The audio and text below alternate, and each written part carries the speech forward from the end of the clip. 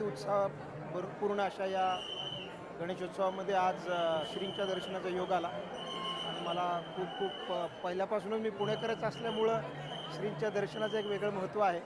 आणि ईश्वरचरणी प्रार्थना करतो, श्रीच्या चरणी प्रार्थना करतो की पुणेकरांना सुखी ठेव,